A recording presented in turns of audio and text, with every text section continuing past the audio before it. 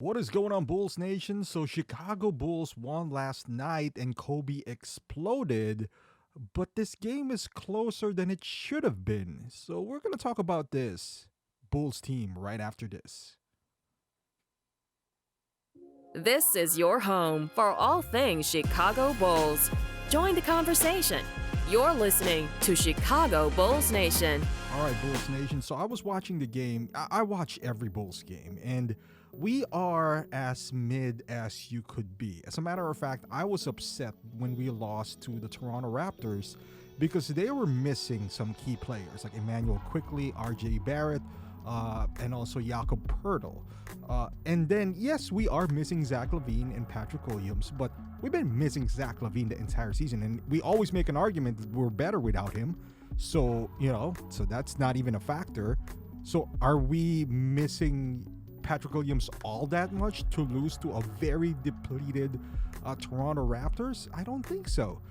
When they started blitzing the ball handler, which is for the most part, it was DeMar DeRozan, we turned the ball over a lot. They're aggressively blitzing him and Coby White.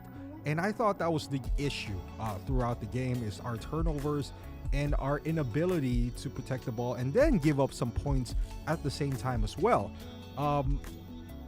Is our size an issue? Yes, it is. This is what happens when you only have two power forwards in the lineup and you are you're like, we have two big centers, but our forward wise, I mean, Patrick Williams wouldn't have survived in the 90s or early 2000s when you have like KG. I understand this is a different era where you can get away with a power forward at 6'8", 6'7", but when you only have one of them, because I can make an argument that Torrey Craig is like 6'4", 6'5", and he's severely undersized as well. So when you get faced with power forwards like Kevin Durant, Giannis, that is where it becomes an issue.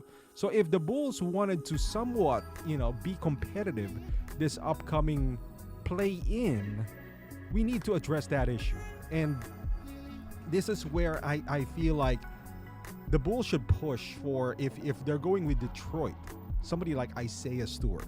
I think that would help in our rotation as far as power forward is concerned, and also sets you up if DeMar walks or gets traded to swiftly move Patrick Williams to the three guard, to the three spot. I mean, like the small forward, and make Isaiah Stewart, for example, our number 4. That would complement Vooch a lot. That is if Detroit is willing to make a trade with Chicago involving Isaiah Stewart.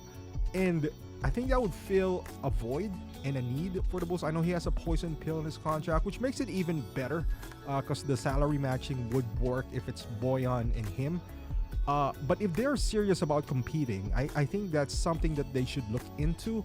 If they are worried about Detroit being a conference rival, I mean, let's be realistic here. We're just giving them Zach.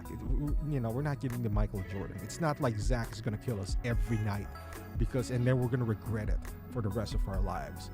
And that is granting they are willing to give Isaiah Stewart, because it looks like Detroit has more untouchable players than their wins right now.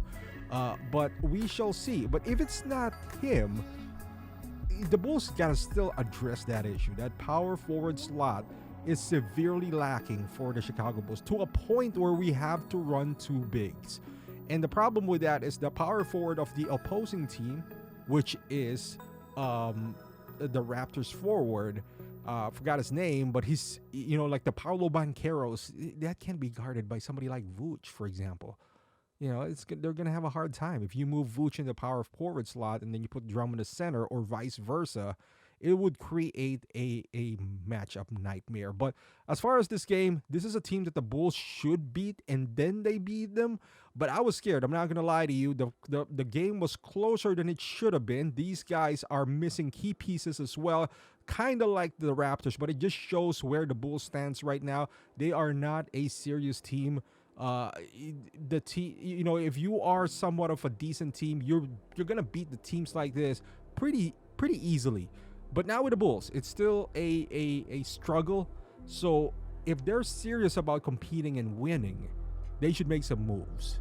and this reports that, you know, they're gonna stand pat. I don't know what it signals, but man, we're gonna be in the play-in, but we'll see. Thank you for watching, and I'll see you guys in the next video.